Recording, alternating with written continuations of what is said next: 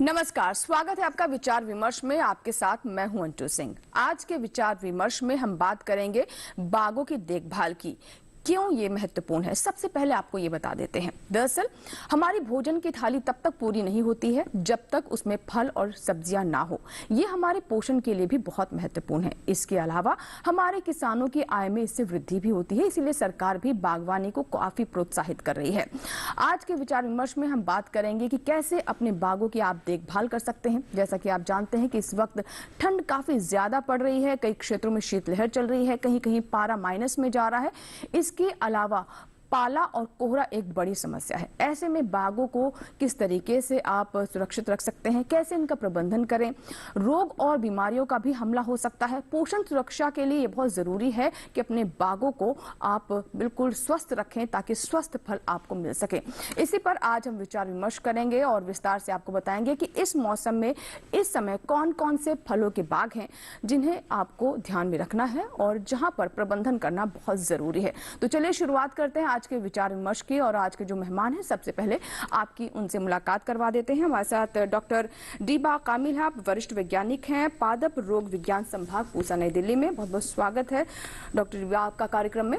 और हमारे दूसरे मेहमान भी हमारे साथ कार्यक्रम में रहेंगे। हमारे साथ है डॉक्टर RM शर्मा, आप प्रधान वैज्ञानिक है, फल विज्ञान संभाग पूसा नई दिल्ली में। सर, आपका भी कार्यक्रम में स्वागत है। और तीसरे हमारे मेहमान है डॉक्टर सचिन सुरेश, आप प्रधान वैज्ञानिक है, कीट विज्ञान संभाग पूसा नई दिल्ली में। तो सभी मेहमानों से हमने आपकी मुलाकात करवा दी, सभी का एक बार फिर से कार्यक्रम में स्वागत है। तो आज हम बात करेंगे बागों की देखभाल के बारे में और कौन कौन से महत्वपूर्ण बिंदु हैं इससे जुड़े हुए, कौन कौन सी महत्वपूर्ण बातें हैं या फिर कहें वैज्ञानिक सलाह है जिसका ध्यान रखना बहुत जरूरी हो जाता है। तो सबसे पहले आइए देखते हैं आज की हमारी रिपोर्ट, फिर करते हैं इस रिपोर्ट पर चर्चा।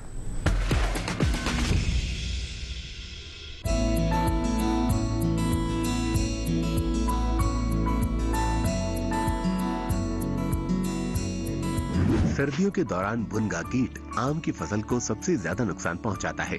इसके लार्वा और वयस्क दोनों कोमल पत्तियों और पुष्प चक्रों का रस चूसकर हानि पहुंचाते हैं, जबकि इसकी मादा 100 से 200 अंडे नई पत्तियों और मुलायम प्ररोह में देती है।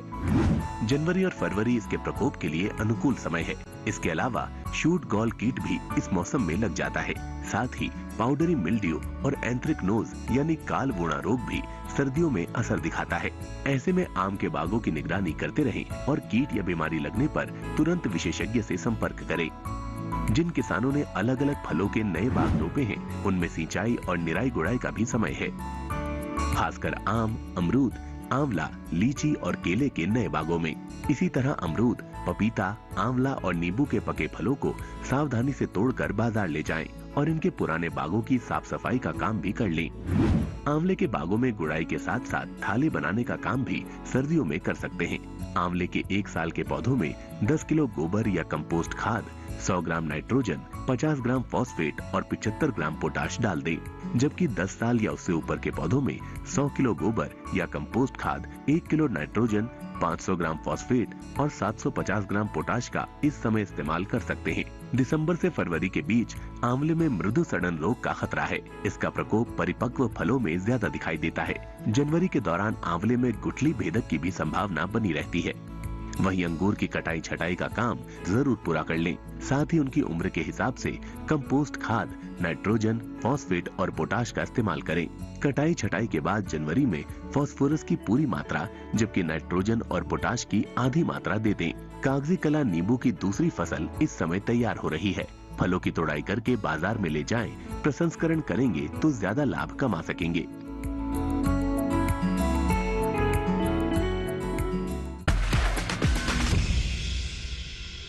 तो भी आपने रिपोर्ट देखी जिसमें हमने आपको फलों के बागों के बारे में बताया, अलग अलग फलों के बारे में भी जानकारी दी।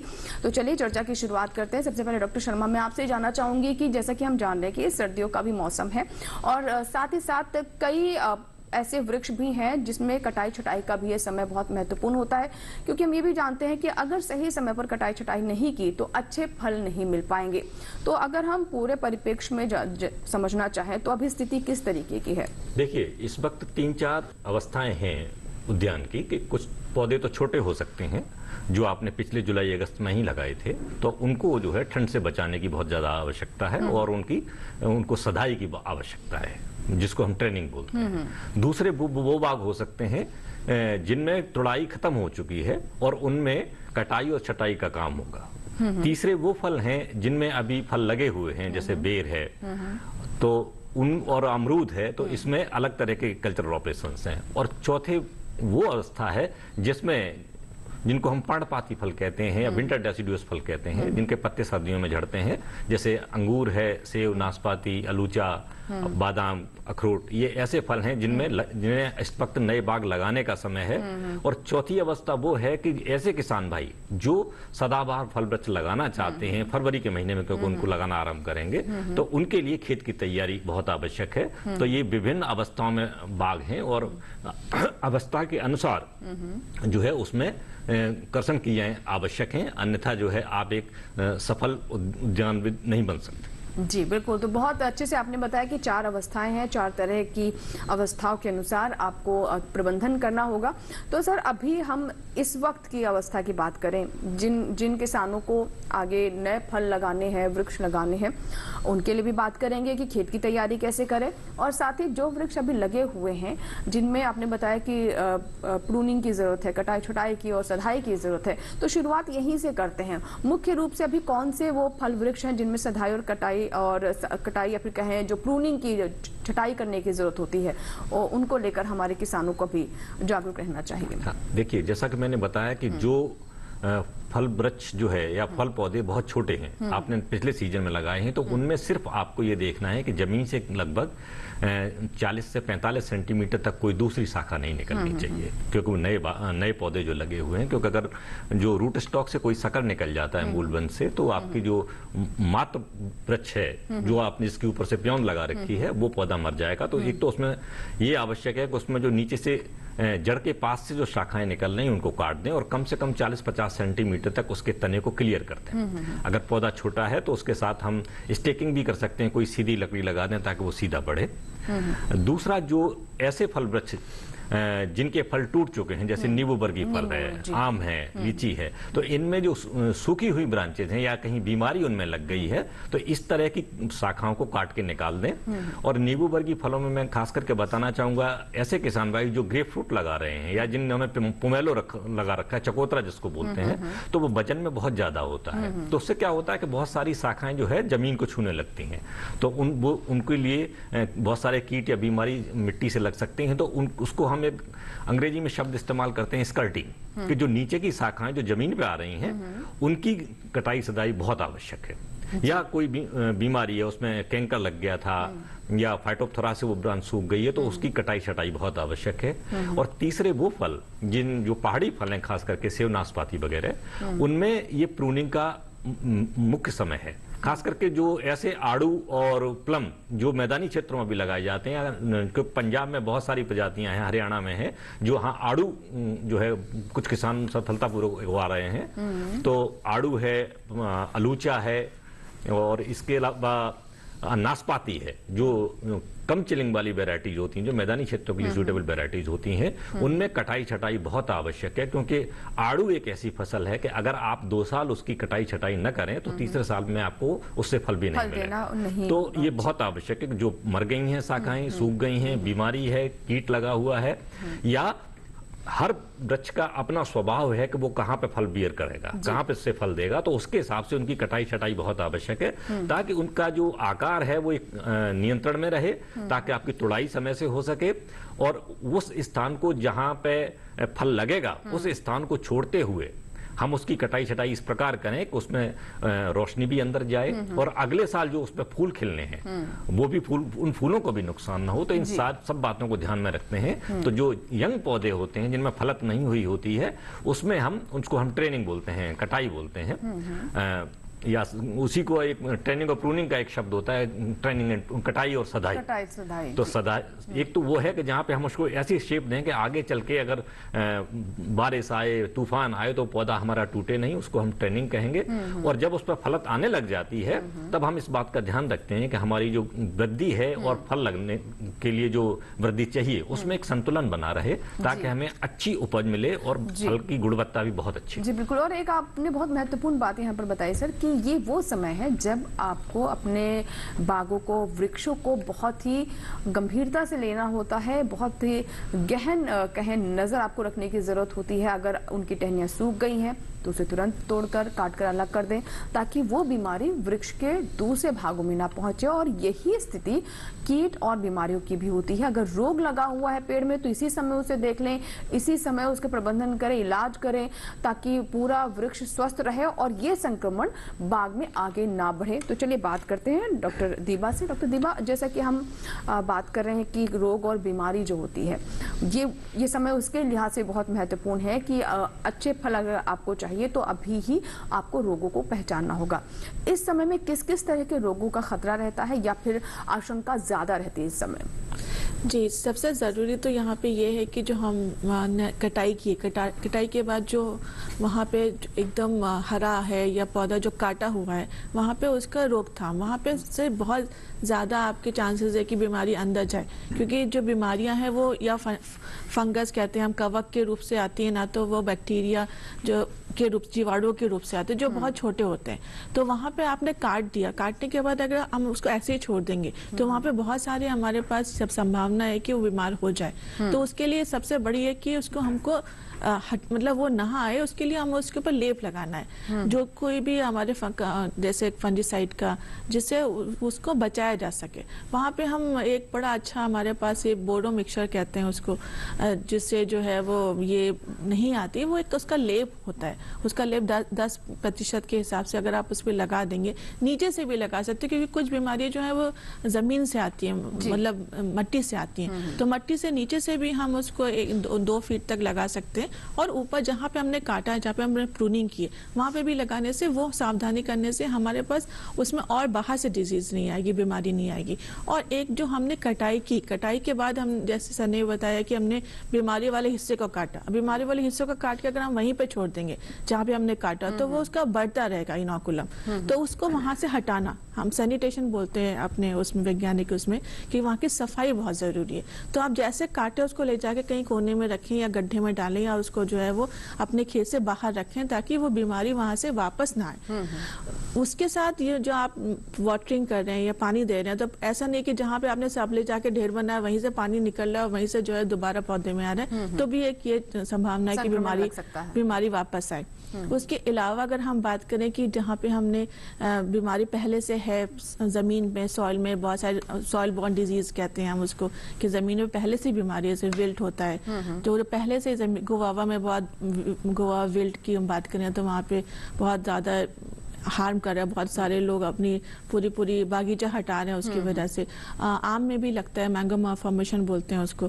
तो उसके से इसमें सारे ये जो जमीन पर पाए जाने वाले बीमारियां वो बहुत ज्यादा महत्वपूर्ण है। तो उसके लिए भी ये है कि हम पहले से उसका ध्यान रखें, एक गोल उसमें बनाए, मतलब एक थाल बनाए, थाल में जो है वो हम उसको ट्रीट करें। हम उसमें जो है FIM डाल सकते हैं, FIM के साथ हम उसमें बेविस्टीन एक फंजीसाइड होता है वो भी डाल सकते हैं। नहीं तो आजकल बहुत सारे बायो कंट्रोल मिल रहे हैं, लाइक ट्राइकोडर्मा, जो जैविक खेती की बात करें, जैविक खेती करना चाहें वो भी डाल सकते हैं, ताकि जो है वो उसमें ट्राइकोडर्मा, बहुत सारी स्पीशीज है, हार्जियाना में, एस्प्रेला में, उसका मिला के उसको ग्रो करा के वहाँ पे डाल सकते हैं। तो ये सब बचाव के तरीके हैं कि हम उसको बीमारियों से बचा के रखें, ताकि जो है वो हमें जो हमारी आगे आने वाली फसलें, क्योंकि प्रूनिंग हम कर रहे हैं कि ज्यादा हमारे पास फल आए, और अगर बीमारी पहले से ही आगे हमने काट तो दिया, हमें उसको लेप लगा के छोड़ा नहीं, तो वहाँ पे वो चीजें हो जाएंगी। मतलब हम बिल्कुल देखिए, काट छाट करना जरूरी है इसलिए ताकि बीमारी आगे ना बढ़े, ऐसा ना हो कि पूरे वृक्ष को ही वो घेर ले, उसे ही मार दे। लेकिन यहाँ पर सावधानी ये भी बरतने की जरूरत है कि अगर आप छटाई करते हैं तो जिन टहनियों को, जिन ब्रांचेस को आप काट रहे हैं उनका भी ट्रीटमेंट होना जरूरी है ताकि वहां से आगे और संक्रमण ना बढ़े।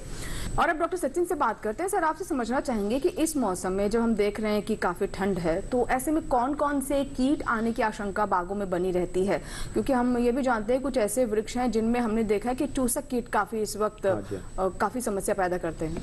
तो इस मौसम, जैसे ठंड वाला मौसम है, तो इस प्रासंगिक जैसे देखा जाता है कि जो चूसक कीट है, जैसे माऊ एफिड जिसको बोलते हैं, व्हाइट फ्लाई सफेद मक्खी है, फिर थ्रिप्स है, जैसे वो फूल पे आने वाले कीट है, तो ये इसकी संख्या काफी बढ़ जाती है। तो जैसे जैसे पहले सर ने बताया था, जो वाटर स्पाउट्स होते हैं जो टाइम टाइम पे किसान निकालते रहे, क्योंकि वहां से शुरुआत होती है जो चूसा कीट जैसे एफिड मैंने बताया ना, फिर आगे चल के जब फल बढ़ जाते हैं या फूल आते हैं पौधों पे, तो यहाँ से कीट दूसरे शाखाओं पे जाते हैं।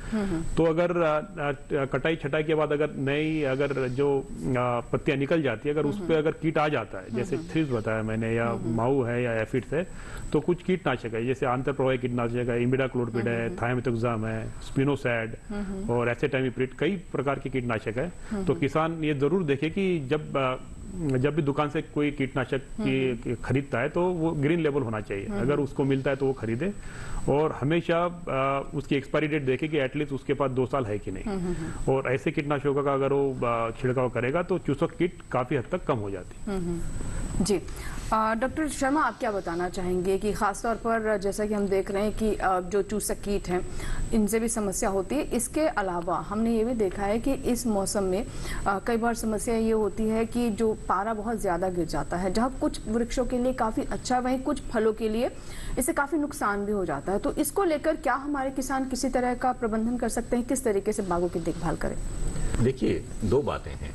एक तो जो पौधे छोटे होते हैं, चाहे वो आम के हों, अमरूद के हों, लीची के हों, नींबू वर्गीय फलों के हों, उनको जो है पाले से बहुत ज्यादा प्रभाव पड़ता है। जी जी बिल्कुल। तो इसके लिए आवश्यक है कि कम से कम दिसंबर के शुरुआत से ही छोटे पौधे हैं तो आजकल पॉलीथीन की शीट आती है, और उन पॉलीथीन की जो आर पार उनमें दिखता है, रोशनी अंदर तक जा सकती है।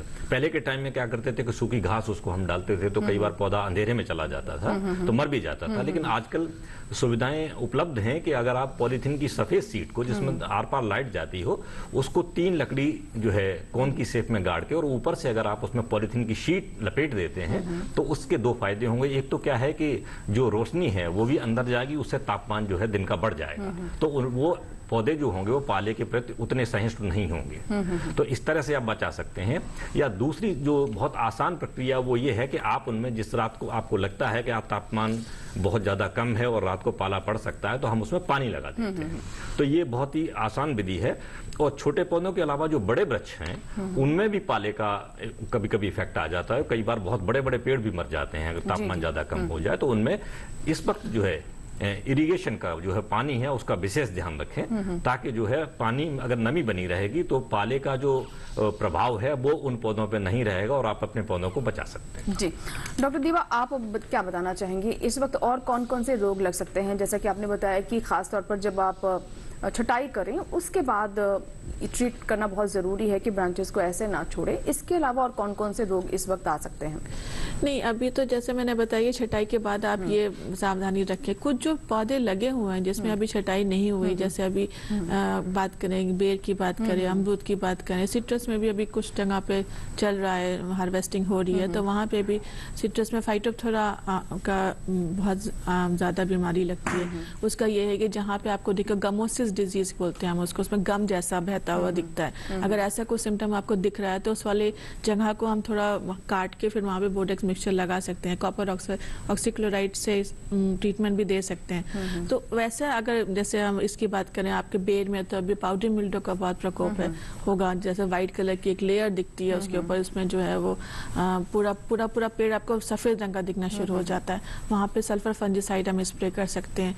गुआवा में मैंने पहले भी बताया कि जो है कुछ विल्ट लगता है और कुछ स्पॉट भी आता है फोमोप्सिस, इसका पेस्टिलोप्सिस का, सो उसका भी हम अगर कोई भी लाइक कॉन्टैक्ट फंजीसाइड डालें वहाँ पे तो उससे थोड़ा सा हम उसको बचा सकते हैं। मगर ये सबसे ज़्यादा ज़रूरी यहाँ पे यही मैं बार बार आप लोग से कहूँगी कि वहाँ पे आपको ध्यान रखने की ज़रूरत है। पौधा देखिए कि कहाँ पे फंजीसाइड डाल सकते हैं, वो आप प्रिकॉशनरी भी डाल सकते हैं, मगर ज़रूरत है कि नहीं है, आपको डिजीज दिख रही है कि नहीं दिख रही है। सबसे पहले अपने पौधों को ध्यान दीजिए कि कोई ऐसा डिजीज दिख रहा है, उसके हिसाब से आप उसको मैनेज करिए। और जो पहले से ही बागों का मैनेजमेंट है, जैसे जो सॉइल बॉर्न डिजीज का पहले से मैनेज करके रखे हैं कि ना आए वो ज्यादा जरूरी है। पहले से अगर हम मैनेज करेंगे अपने बागों को कि हमारे में डिजीज कम आए तो फिर वो बाद में नहीं आएगी। मगर अगर लास्ट मोमेंट में हम बस देख के जो है वो रेडी हो रहे हैं कि नहीं अब ये आ रहे अब ये डाल लें, तो उस टाइम के लिए थोड़ा सा मैनेजमेंट बिल्कुल सही बात बताई आपने दीवा जी कि यहाँ पर ये बहुत जरूरी है कि आप शुरुआत से ही सजग रहें। तो ऐसे में डॉक्टर शर्मा, जैसे कि आपने बताया था कि फरवरी में कुछ और फल हैं जो कि हमारे किसान जिसके नए बाग लगाएंगे, तो उन्हें भी आप ये सजेस्ट करना चाहेंगे कि पहले ही जो ट्रीटमेंट है जो उसको जरूर कर लें, उसको लेकर वो अपनी तैयारी रखें। हाँ, ये बहुत आवश्यक बात है, क्योंकि जब हम गड्ढा खोदते हैं बाग लगाने से पहले, क्योंकि अगर आपको फरवरी के महीने में बाग लगाने हैं तो इस वक्त जो है आप गड्ढे की खुदाई का काम आरंभ करेंगे। और अगर उस क्षेत्र में जैसे पता चला कि उसमें कोई बीमारी है मिट्टी में या कोई कीट है, उसमें दीमक वहाँ की मिट्टी में बहुत ज्यादा है, तो इन सब का जैसे हमारे साथी बताएंगे अभी दीमक के प्रकोप को कैसे कम किया जाए। तो अगर इन सारी चीजों का हम पहले से संज्ञान ले लेते हैं तो जो हमारा जो बाग होता है वो स्वस्थ रहता है। और ये बहुत आवश्यक है कि आप अपने गड्ढे को ठीक तरह से देखें, अगर वहाँ कोई भी समस्या है तो सही दवा से उसे उपचारित करें, ताकि एक बार जब हम गड्ढे को कवर कर देते हैं फिर आपको अगर दीमक भी कंट्रोल करनी है तो बहुत सारी दवाई आपको यूज करनी पड़ेगी। बिल्कुल, दीमक की आप बात कर रहे हैं तो इस पर डॉक्टर सचिन आप क्या बताना चाहेंगे? दीमक की समस्या हम देख रहे हैं कि काफी ज्यादा बढ़ रही है और कई बार किसान तो ऐसे होते हैं जब बहुत नुकसान हो जाता है तब उन्हें पता चलता है कि दरअसल उनके फसल में दीमक लगी हुई है। तो इसके लिए मतलब ये तो सर ने हमें बताया, डॉक्टर शर्मा ने, कि शुरुआत से ही आप किस तरीके से एक जो ट्रीटमेंट होता है, चाहे वो नर्सरी में ट्रीटमेंट की बात करें या बीजों की बात करें, अगर दीमक की समस्या आ जाती है बाद में, उस वक्त क्या करना चाहिए? जैसा ही सर ने बताया मैडम, जब हम फरवरी में जो लगाने वाले पौधे उसके लिए गड्ढों की तैयारी अभी से करते हैं ना, जैसे सर ने बताया, तो गड्ढों को अच्छे से पहले खेत में देखें कि पहले उसका टर्माइट का घर है कि नहीं, उसको अंग्रेजी में टर्मिट या रोएम बोलते हैं। तो अगर वो घर उसका अगर आपके खेत के आसपास है तो उसको सबसे पहले उसको मिटाना पड़ेगा। तो उसके लिए क्लोरोपाइरीफास नाम की एक दवा आती है, तो उसका 2 ml प्रति लीटर का घोल बना के 8-10 लीटर आपको उसको टर्मिटर रियम में डालना पड़ेगा। अगर उसकी क्वीन मर गई तो फिर उसकी पूरी कॉलोनी नष्ट हो जाती है। अगर उसका सपोज कि उसका टर्मिटर रोयम जिसको हम बोलते हैं वो खेत में नहीं है, तो जब भी आप गड्ढा कर लेते हो तो सबसे पहले उसमें गोबर की खाद जब भी डालते हैं, जैसे 5 से 10 किलो हम सुना है कि हमने डाली जाती है प्रारंभिक अवस्था में, तो खाद सड़ी गली होनी चाहिए। अगर खाद गोबर की खाद अगर कच्ची रहती है तो उससे काफी प्रकोप आगे चल के बढ़ सकता है। तो उसी में हम क्लोरोपाइरीफास की 1.5% डस्ट आती है, जैसे मैंने पहले घोल बताया था, तो वो भी आप अगर उसमें दीमक का प्रादुर्भाव है तो उसमें फिर प्रति गड्ढे में करीब 25 से 30 ग्राम जो भी क्लोरोपाइरीफास डस्ट है उसको आप छिड़काव करो जी। तो और उसके बाद फिर उसमें नीम की खली आती है, नीम की खली भी आप 5 किलो प्रति खड्डा डाल सकते हो। क्या फायदा होता है इसको डालने से? नीम की खली में मैडम एक्चुअली एजेडिरेक्टिन नाम का एक घटक होता है, उससे टर्माइट या अन्य कीट है वो प्रकर्षित हो जाता है। मतलब ऐसे ही जो नीम की खली होती है वो डाल दिया जाए? हाँ, ऐसी डाल दे। अच्छा, ठीक है। तो चलिए, ये तो बात हुई कि दीमक ना लगे इसके लिए क्या करना है, और अगर दीमक आपकी फसल में लग जाता है तो उसके बाद क्या करना चाहिए। बहरहाल इसी के साथ ही विचार विमर्श में यहाँ वक्त एक छोटे से ब्रेक का, लेकिन ब्रेक के बाद जब वापस आएंगे तो बात करेंगे पोस्ट हार्वेस्टिंग कौन कौन से रोग आ सकते हैं, और उसके बाद मतलब कई सारे फलों की तुड़ाई हो चुकी है, तुड़ाई के बाद क्या करना चाहिए, वहां कौन कौन सी सावधानी बरतने की जरूरत है, और इसके साथ ही साथ इस समय पोषण प्रबंधन क्यों महत्वपूर्ण है, कौन कौन से पोषक तत्व हैं जिनकी पूर्ति करनी जरूरी है। जानेंगे छोटे से ब्रेक के बाद। आप देखते हैं विचार विमर्श। इस वक्त हम मौजूद है राजस्थान के जिला अजमेर में।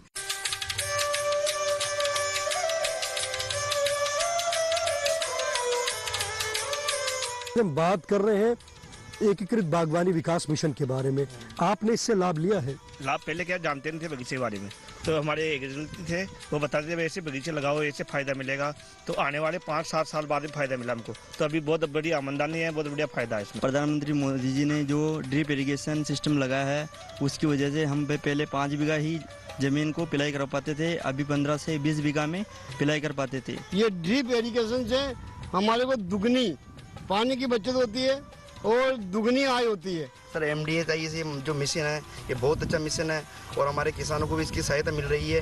कार्यक्रम चौपाल चर्चा एकीकृत बागवानी विकास मिशन 21 फरवरी मंगलवार सुबह 9 बजे और पुनः प्रसारण रात 9:30 बजे सिर्फ दूरदर्शन किसान चैनल पर। ब्रेक के बाद एक बार फिर आपका स्वागत है। आप देख रहे हैं विचार विमर्श। आज हम बात कर रहे हैं फल बागों की देखभाल के बारे में। बहुत सारी बातें चर्चा में निकलकर सामने आई हैं, लेकिन अब इस चर्चा को आगे बढ़ाते हैं और खासतौर पर इस भाग में हम बात करेंगे पोषण प्रबंधन की और इसके अलावा पोस्ट हार्वेस्टिंग, यानी बहुत सारे जो फल हैं जिनकी तुड़ाई हो चुकी है उसमें कौन कौन सी बातें हैं जिसका ध्यान रखना जरूरी है। इसके अलावा एक और समस्या इस वक्त आ रही है बेर और अमरूद में कीट की, तो उसे लेकर किस तरीके से हमारे किसान अपने फलों को सुरक्षित रखें, फल खराब ना हो, कीड़े ना लगे और अगर लग गए हैं तो उसके बाद क्या करें, इन पर हम बात करेंगे इस भाग में।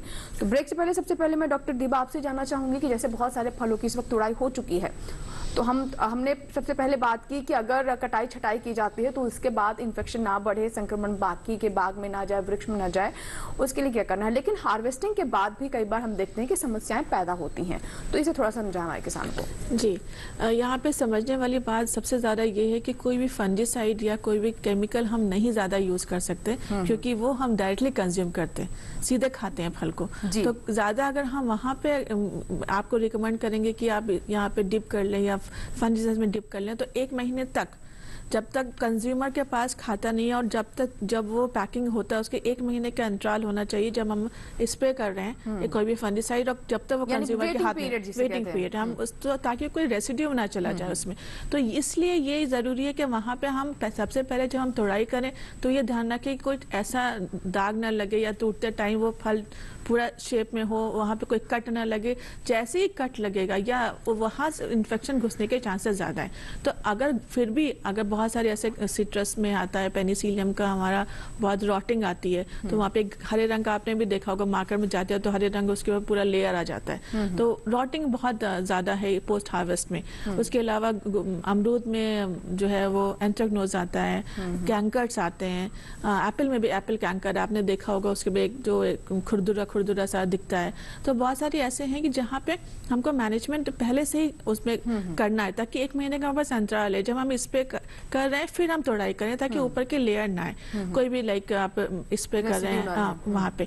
और अभी जो करंट में जो नया एक हम आप बायो कंट्रोल की बात करें, हम वहाँ पे ईस्ट करके एक वो है बायो कंट्रोल एजेंट। ईस्ट अच्छा है, वो उस पर एक लेयर जैसा बनाता है और उससे काफी जो है वो मतलब बेनिफिट होता है कि हम जो उसको कंज्यूम भी कर सकते हैं, because that is edible also. तो अगर ऐसी कुछ चीज दिख रही है तो हम ऑर्गेनिक की तरफ जाएंगे और हम जो है वो ईस्ट का सोल्यूशन में डिप करेंगे। तो कुछ प्रोडक्ट मार्केट में है और बहुत सारे जो है वो चल रहा है इस पे काम। दिस इज नया बायो कंट्रोल एजेंट, हम उसकी बात करें तो यही है कि हमको 3 जगह पे बहुत चेक करना है। पहला तोड़ाई के समय कि हमारा जो फ्रूट जो हम तोड़ रहे हैं उसमें कोई ना कुछ भी स्कार ना हो, कोई भी दाग ना हो। दूसरा, हम जो 1 महीने का हम गैपिंग पीरियड दे रहे हैं ताकि हम फंजीसाइड स्प्रे करके तोड़े और फिर पैकिंग करें। उसके बाद जो है वो उसमें अगर फिर भी हमें लगता है तो हम कोई बायो कंट्रोल से वहाँ पे ट्रीट करें ताकि कोई ऐसा हार्मफुल मटेरियल हम अपने कंज्यूमर को ना दें। जी बिल्कुल। देखिए, ये आपने बहुत महत्वपूर्ण बात की। हम बागों की देखभाल की बात कर रहे हैं, अच्छे फल मिले इस पर हम चर्चा करते हैं, लेकिन इस बात का भी ध्यान रखना बहुत जरूरी है और ये किसानों की जिम्मेदारी भी है कि जो फल या सब्जी उपभोक्ता तक पहुंच रही है, कंज्यूमर तक पहुंच रही है, उसमें जो आप केमिकल्स अगर इस्तेमाल कर रहे हैं तो उसका रेसिड्यू ना जाए। जो वेटिंग पीरियड है, हर एक दवा का अपना अपना वेटिंग पीरियड होता है, किसी में 1 महीने, किसी में 1 सप्ताह, किसी में 15 दिन, उसका ध्यान रखना बहुत जरूरी है। डॉक्टर शर्मा क्या कहना चाहेंगे इस पर? ये बहुत आवश्यक बात है, चाहे किसी पेस्टिसाइड की बात हो या किसी फंजीसाइड की बात हो, क्योंकि जो किसान के पास जो उत्पाद किसान के खेत से जो उत्पाद जा रहा है और जो कंज्यूमर तक पहुंचना है, उसमें किसी भी कोई भी जहरीली चीज उसमें नहीं होनी चाहिए, अन्यथा उसका हमारे स्वास्थ्य पे बड़ा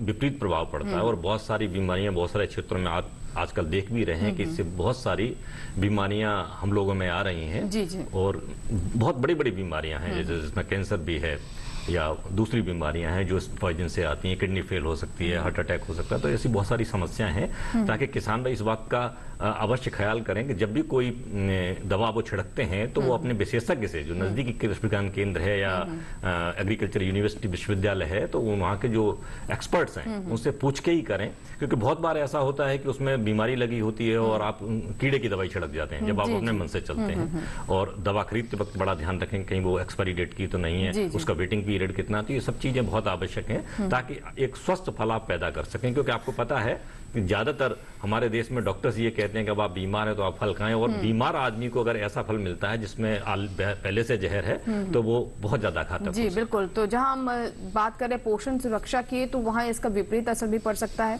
इसलिए कहा भी जाता है कि फलों को अच्छे से धोकर खाएं। ये आप अपने स्तर पर सावधानी बरतें एज अ कंज्यूमर, लेकिन किसानों की अपनी जिम्मेदारी है कि हर एक दवा का अपना एक वेटिंग पीरियड होता है, दिशा निर्देश भी पैकेट पे लिखे होते हैं, उसे पढ़कर उसके अनुसार ही आप फलों की तुड़ाई करें और बाजार में बेचें। डॉक्टर सचिन, जैसा कि मैंने अभी ब्रेक से पहले कहा कि ये जो समय है हम देख रहे हैं कि खासतौर पर अमरूद और बेर में काफी समस्या आ रही है, इसके बारे में क्या बताना चाहेंगे?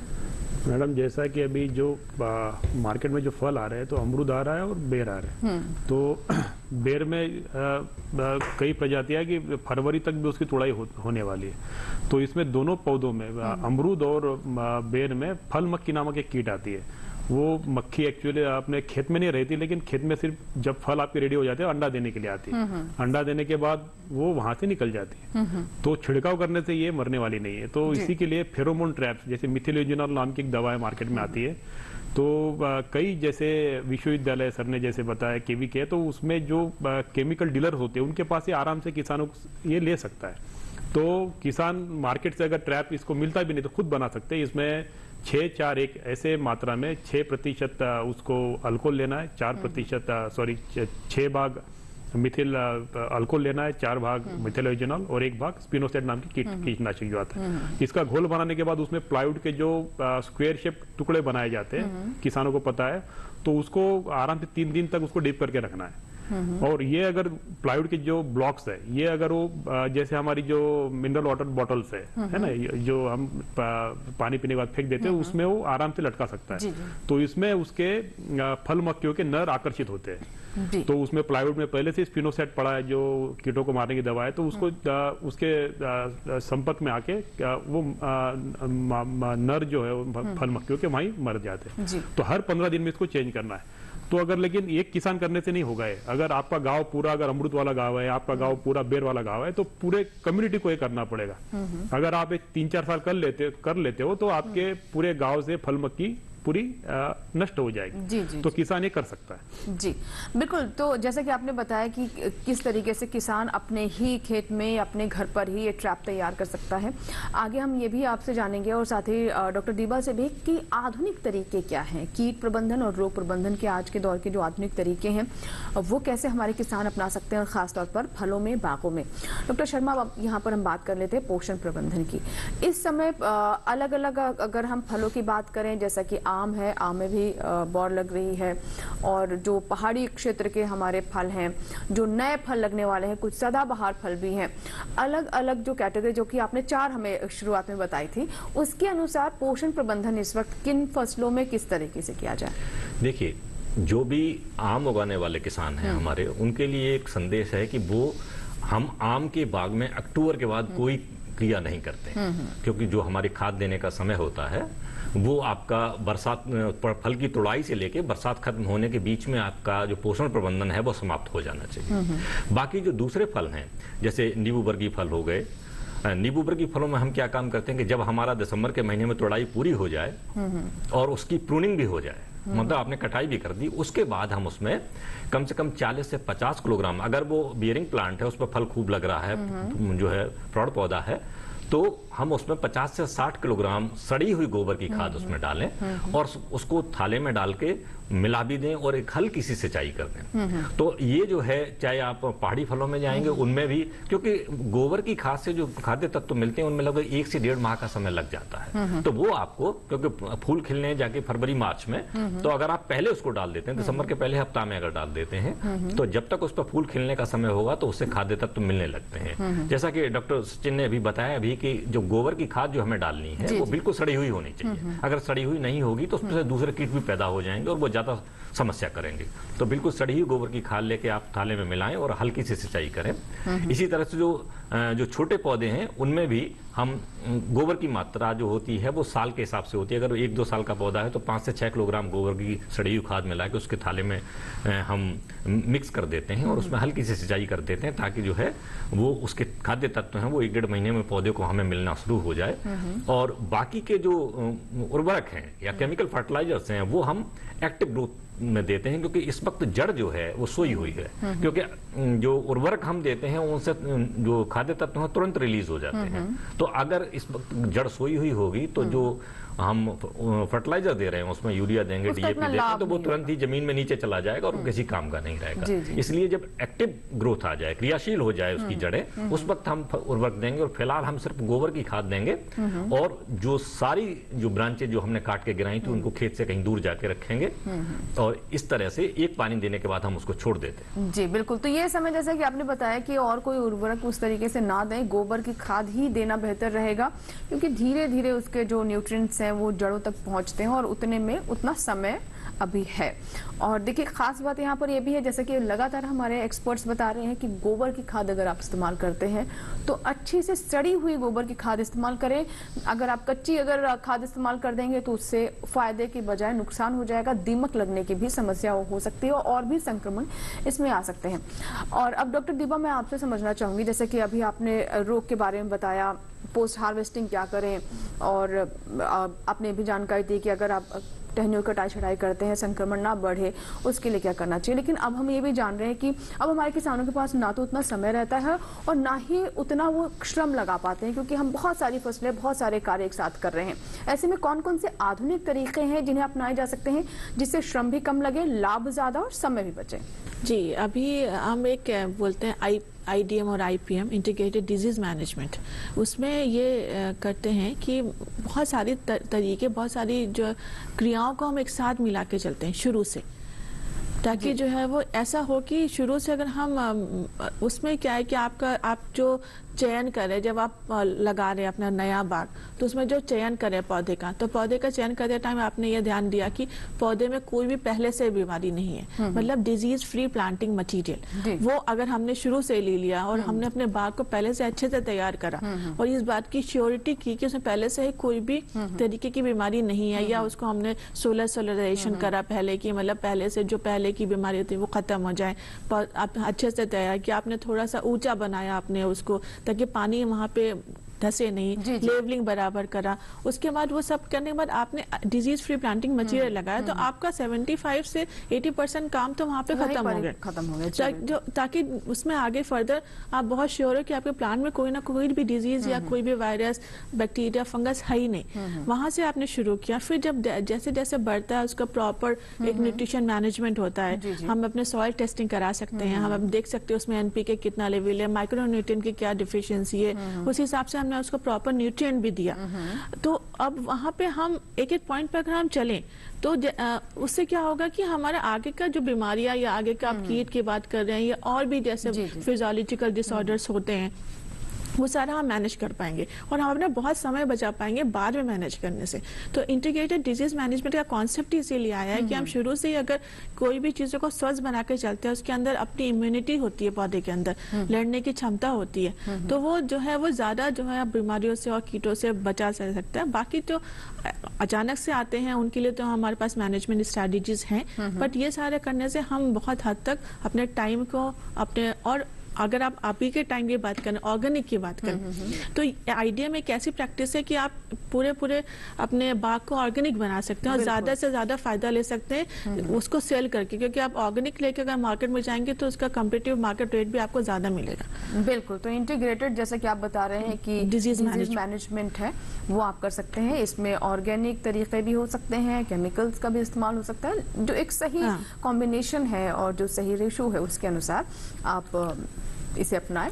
डॉक्टर सचिन, अब हम कीटों की बात कर लें तो उसमें आपसे समझना चाहेंगे उसमें किस तरीके के इंटीग्रेटेड पेस्ट मैनेजमेंट किस तरीके से इस वक्त किए जा सकते हैं बागों में? जैसे मैडम मेरे साथी ने बताया कि जैसे उन्होंने इंटीग्रेटेड डिसीज मैनेजमेंट के बारे में बताया, तो हमारे कीटों के बारे में इसको एकात्मिक कीट व्यवस्थापन बोलते हैं। तो मैडम ये प्रणाली है ना, इंडिया में हमारे 1980 है, तभी गवर्नमेंट ऑफ इंडिया ने इसको राष्ट्रीय पॉलिसी के माध्यम से अपनाया था, लेकिन अभी भी वो 5 से 10% तक ही अपनाई गई है। तो इसके अन्य कारण है, क्योंकि इनपुट्स जो किसानों को मिलते हैं, ज्यादातर हम बोलते हैं कि जैविक यूज करो, बिवेरिया यूज करो, मेटारिज्म यूज करो, फेरोमोन ट्रैप लगाओ और येलो पैन ट्रैप लगाओ या येलो ट्रैप लगाओ, लेकिन किसानों को ये इनपुट्स मिलते नहीं पाते, तो वो एक कारण है। और एग्रीकल्चर हमारा स्टेट सब्जेक्ट है ना, तो सेंटर अपनी तरफ से ज्यादा उसको फोर्स कर नहीं सकता है।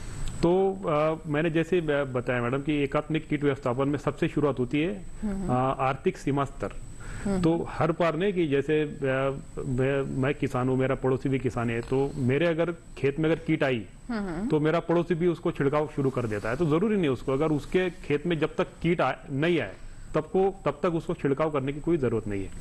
और संस्तुति की गई जो कीटनाशक है उसी का इस्तेमाल करें। किसान पाया दिखाया गया है कि जो भी उसके दोस्त बोलते हैं या फिर जो भी उसका साथी किसान होता है कि भाई ये छिड़काव करके देखो। अभी थोड़ी देर पहले बात हुई थी कि रेसिड्यूज की बात तभी आती है जब आपने संस्तुति की जिसकी संस्तुति की ना हो और उसकी भी आपने छिड़काव किया हो। जी। तो जो मात्रा में बताया गया हो उसी मात्रा में छिड़काव करें। और ऐसी दुकानों से कीटनाशक लो जिसकी रजिस्ट्री है और हमेशा रसीद लेने के साथ मैंने जैसे मेरे साथियों ने भी बताया कि 4 प्रकार के उसमें ट्रायंगल बने रहते हैं, लाल, पीला, नीला और हरा। तो ज्यादातर ये किसानों ने ये करना चाहिए कि हरे रंग का जिसमें जैसे ग्रीन लेवल पेस्टिसाइड वही लेना चाहिए। और उसके साथ एक लिपलेट आता है, ज्यादातर किसान क्या करते हैं उसको फेंक देते हैं, उसमें दिया रहता है कि ये कीटनाशक कौन कौन से पौधों पे यूज करना है और कितने मात्रा में यूज करना है। अगर वो करेगा किसान तो रेसिड्यू की बात नहीं आएगी और कीट भी नियंत्रण अच्छे से होंगे। ज्यादातर और फेरोमोन ट्रैप्स है, ज्यादातर किसान यूज नहीं करते क्योंकि इनपुट्स मिलते नहीं है। तो फेरोमोन ट्रैप्स निगरानी के लिए यूज करो। अगर निगरानी में कीट पाए हैं तभी छिड़काव करो, अगर कीट उसमें पकड़े नहीं गए तो छिड़काव करने की जरूरत नहीं है। फिर येलो ट्रैप्स है, फल जैसे मैंने बताया कि व्हाइट फ्लाई को, सफेद मक्खी को मारने के लिए येलो ट्रैप्स बहुत बढ़िया से काम करते हैं। तो ये कुछ प्रकाश संश्लेषण ट्रैप्स आते हैं, जैसे लाइट ट्रैप बोलते हैं। जी, जिसके बारे में आपने पहले ही बताया, तो वो भी ट्रैप किसान लगा सकते हैं। डॉक्टर शर्मा, अब एक और हम महत्वपूर्ण बात पर चर्चा कर लेते हैं जिसे अक्सर इतना महत्वपूर्ण नहीं समझा जाता है, खास तौर पर जब हम फलों की बात करते हैं, बागों की बात करते हैं, वो है बागों की साफ सफाई या फिर जो खरपतवार उगाते हैं उनका प्रबंधन करना, उनका नियंत्रण करना। और इसे हम कहीं ना कहीं थोड़ा हल्के में ले लेते हैं बागों के, अगर हम उसके संदर्भ में बात करें तो ये कितना महत्वपूर्ण है, कितने समय पर साफ सफाई होनी चाहिए, और जब हम साफ सफाई करते हैं बागों की तो उसमें कौन सी बातें ध्यान रखनी चाहिए? देखिए, इस पे बहुत सारा शोध हुआ है और एक बड़ी अच्छी फाइंडिंग है इसके बारे में कि ये कहा गया है कि अगर सेब का बाग आप लगा रहे हैं और एक बाग ऐसा जिसमें आप खरपतवार नियंत्रण नहीं करते, साफ सफाई नहीं रखते, तो कम से कम 3 साल आपकी जो फलत है वो लेट हो जाती है। तो आप अंदाजा लगा सकते हैं कि आपका कितना बड़ा नुकसान होता है। तो 2-3 बातें बहुत आवश्यक हैं सफाई करते वक्त। एक तो क्या है कि जब आपका बाग जो है फलत देने लग जाए तो उसमें कोई कल्टीवेटर वगैरह आप इस्तेमाल ना करें, क्योंकि उससे क्या होता है, बहुत सारे फल ऐसे हैं जिनकी जड़ें थोड़ी ऊपर रहती हैं और अगर गहरी जुताई से अगर वो डिस्टर्ब होती हैं तो वहां से, जैसे डॉक्टर साहब ने कहा, फाइटोप्थोरा या ऐसी दूसरी बीमारियां हैं जो वहां से घुस सकती हैं।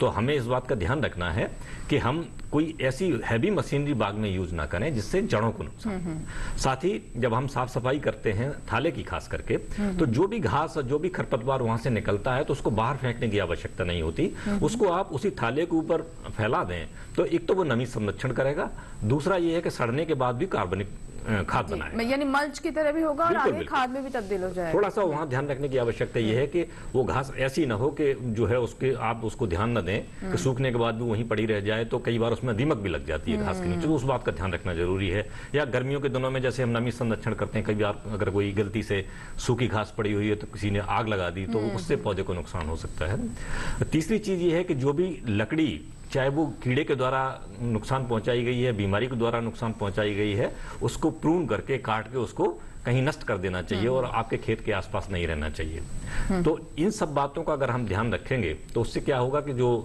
खाद्य तत्व और जो नमी है वो हमारे पौधे को ही मिलेगी। और थाला तो खास करके आपको हमेशा ही साफ सुथरा रखना है बीच में। और अगर इसके अलावा अगर बाग फलत में नहीं है तो उसके बीच में आप अतिरिक्त आय लेने के लिए जो अंतर फसलें होती हैं जिनमें आप और मूंग, चना, मटर ऐसी फसलें भी आप लगा सकते हैं, सब्जियां लगा सकते हैं, ताकि आप उससे बाकी सफाई भी रहती है और उससे एक अतिरिक्त आय भी होती है। तो सफाई का बहुत बड़ा भी होती, कई सारे नाइट्रोजन। बिल्कुल। तो देखिए बागों की साफ सफाई रखना बहुत जरूरी है। और देखिए जैसा कि सर ने भी बताया कि एक अध्ययन किया गया है जिससे पता चला है कि अगर आपके बाग में खरपतवार है, अनवांटेड दूसरे प्लांट्स हैं, तो उसका असर उसकी फलत पर भी पड़ सकता है, यानी फल देने की अवधि में भी वृद्धि हो सकती है और ये देरी 3 साल तक की देरी हो सकती है। तो आप समझ सकते हैं कि इससे किसानों को कितना नुकसान हो सकता है। इसीलिए बागों की साफ सफाई और खरपतवार नियंत्रण करना भी बहुत जरूरी है, जिस पर अभी हमने चर्चा की। फिलहाल वक्त एक छोटे से ब्रेक का, कहीं मत जाइएगा। ब्रेक के बाद भी विचार विमर्श जारी रहेगा, बने रहे हमारे साथ।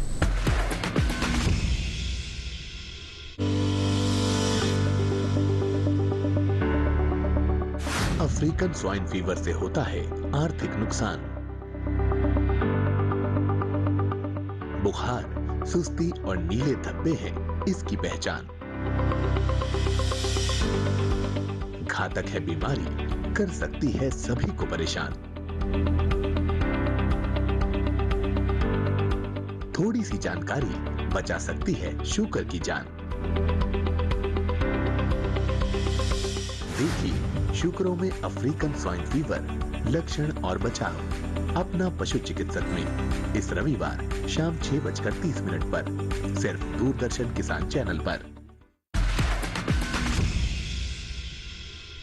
ब्रेक के बाद एक बार फिर आपका स्वागत है। आप देख रहे हैं विचार विमर्श। आज हम बात कर रहे हैं फल बागों की देखरेख के बारे में। चर्चा को आगे बढ़ाते हैं, अंतिम पड़ाव में हम पहुंच गए हैं और इस सेगमेंट में हम बात करेंगे आम में आने वाली एक समस्या मिलीबग की। इसके अलावा हम जानेंगे कि कैसे सिंचाई के वक्त भी आपको ध्यान रखने की जरूरत होती है कि बीमारी आपके बागों में ना पहुंचे। तो कौन कौन सी बातें हैं इससे जुड़ी हुई, आइए उस पर चर्चा करते हैं। तो सबसे पहले डॉक्टर दीवा, अगर हम सिंचाई की बात करें, जल प्रबंधन की बात करें, वो किस तरीके से बागों में करने की जरूरत होती है ताकि उससे भी कहीं नुकसान ना हो जाए? जी, ज्यादातर हम देखते हैं कि जो फ्लडिंग एक ऑप्शन होता है कि मतलब पूरा पानी एक जगह से छोड़ रहे हैं और सारे पौधों में एक साथ जा रहा है। तो जनरली जो बहुत से फार्मर्स ऐसे करते हैं कि मतलब एक जगह से छोड़ दिया पानी और पूरे में फैलता जा रहा है। तो वो आसान है, मैं मानती हूँ इस चीज के लिए, मगर उसके साथ साथ जो बीमारी एक पौधे से दूसरे पौधे में जा रही है वो कितना नुकसानदेह है उसका भी हमें ध्यान रखना है। तो यहाँ पे ये बहुत है कि आप जब सिंचाई करें या तो या आप हौदा बनाएं, हौदे में पानी डालें, या तो कैनाल सिस्टम बनाएं। और ये आपको टारगेट करना है कि कौन सा पौधा जो है जिसमें बीमारी है जो दिख रही है उसको अवॉइड करना पड़ेगा आपको कि वो पानी वहां से गुजर के ना जाए।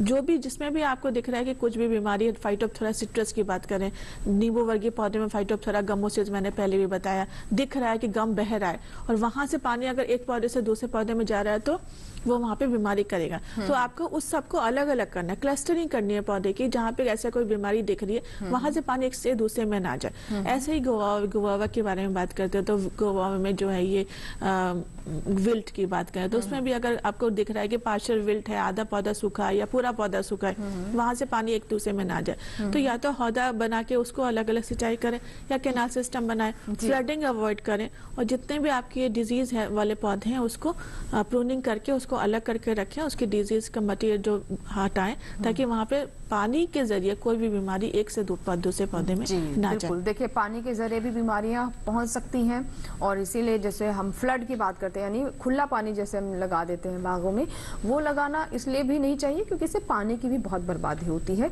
और साथ ही बीमारियों के फैलने की भी आशंका रहती है। तो सावधानी कैसे बरतें वो अभी हमें डॉक्टर देवा ने बताया।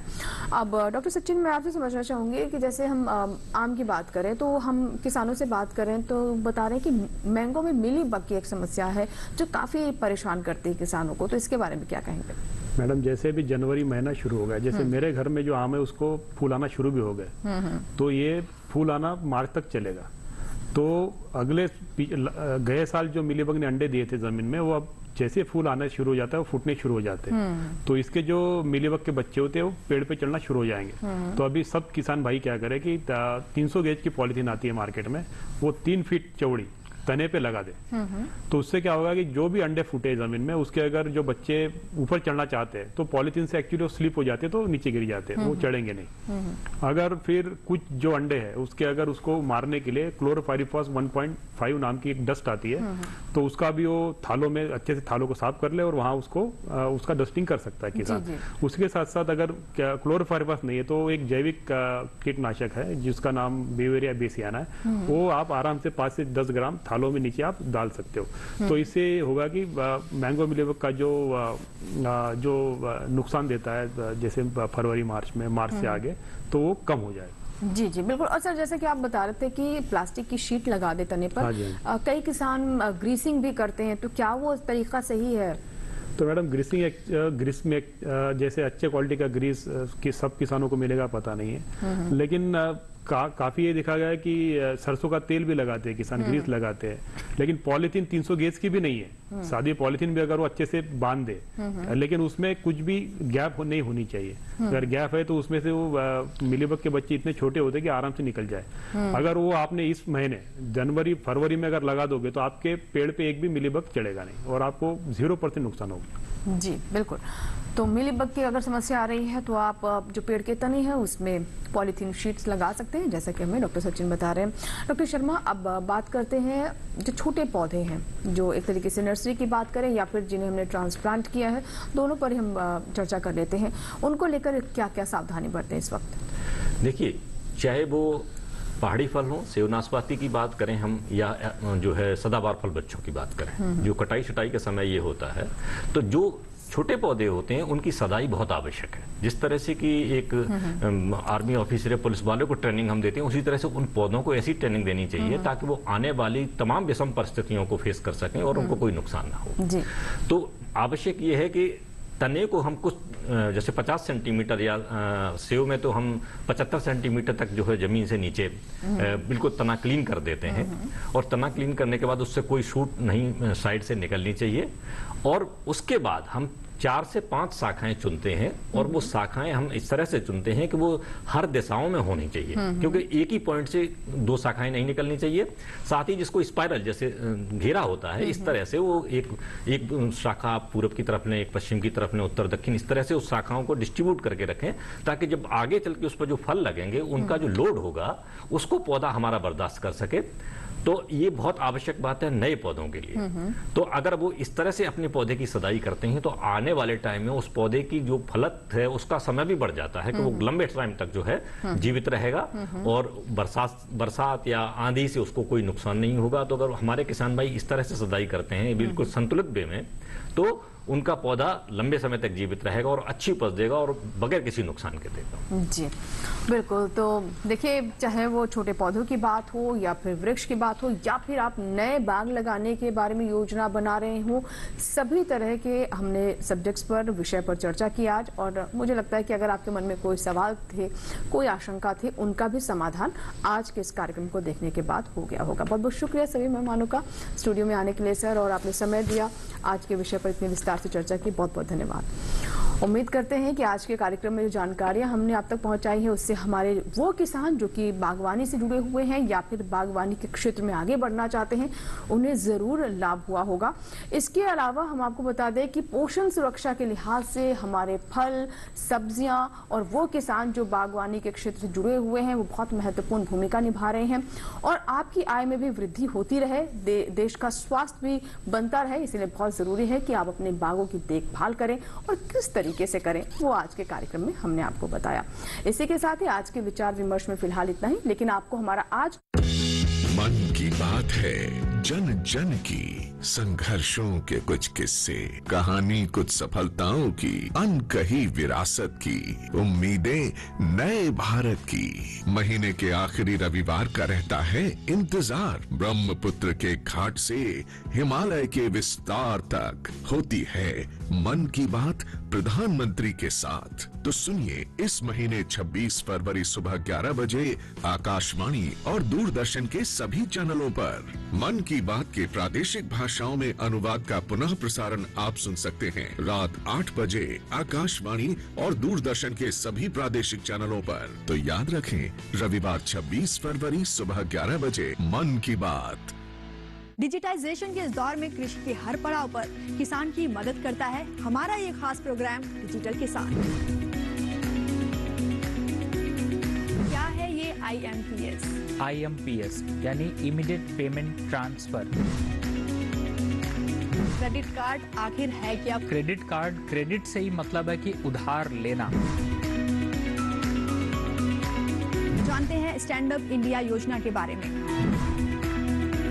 डिजिटल किसान देखिए इस रविवार 19 फरवरी शाम 7 बजे और पुनः प्रसारण मंगलवार 21 फरवरी शाम 4 बजे सिर्फ DD किसान पर।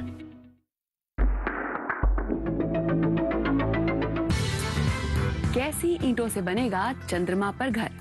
जर्मनी में हो रहा है प्रयोग। चंद्रमा पर इमारतें बनाने के लिए धरती से निर्माण सामग्री ले जाना बहुत महंगा पड़ेगा। ऐसे में किस आइडिया पर काम चल रहा है, जानिए मंथन में इस शनिवार सुबह 10 बजे सिर्फ DD नेशनल पर।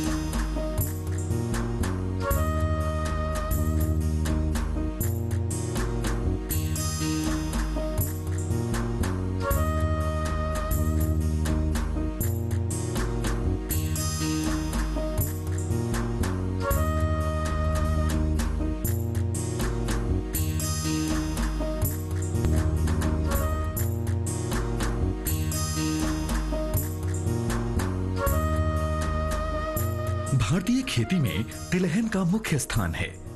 देश में तिलहनों में सुधार करने के लिए भारतीय कृषि अनुसंधान परिषद यानी ICAR ने अप्रैल 1967 में अखिल भारतीय तिलहन समन्वित अनुसंधान परियोजना की स्थापना की थी।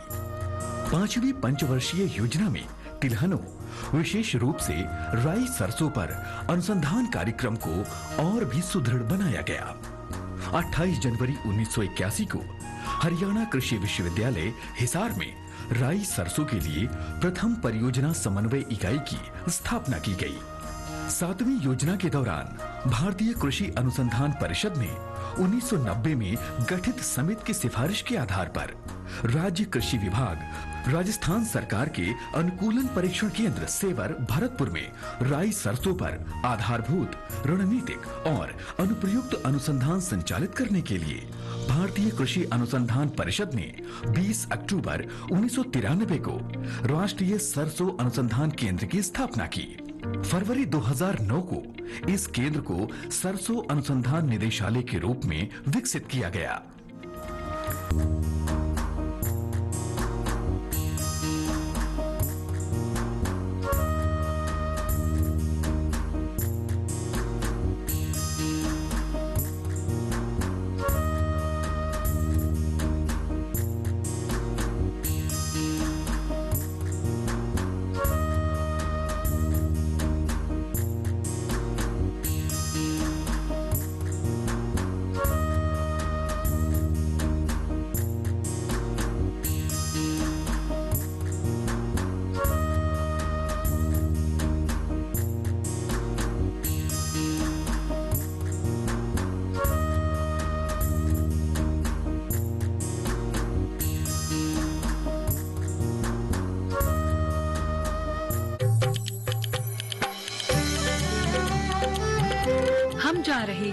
राजस्थान के एक उत्सव का हिस्सा बनने।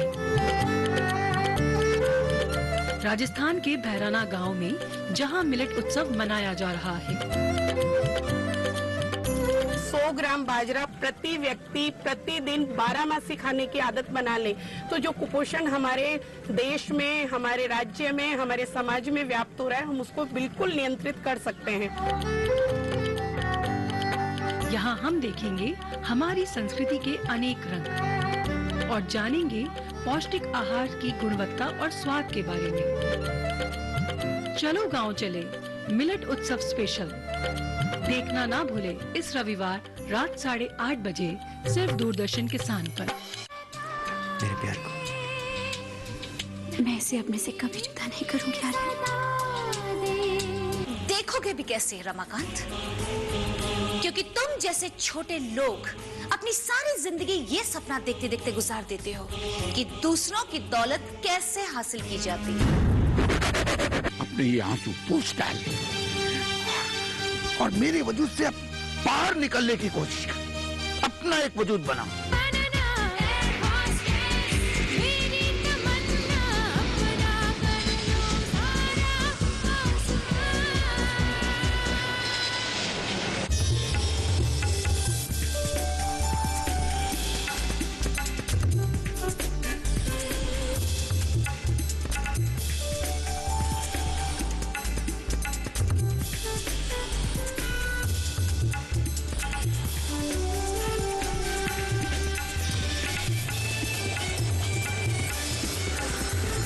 दीदी के साथ बदलते भारत की शान।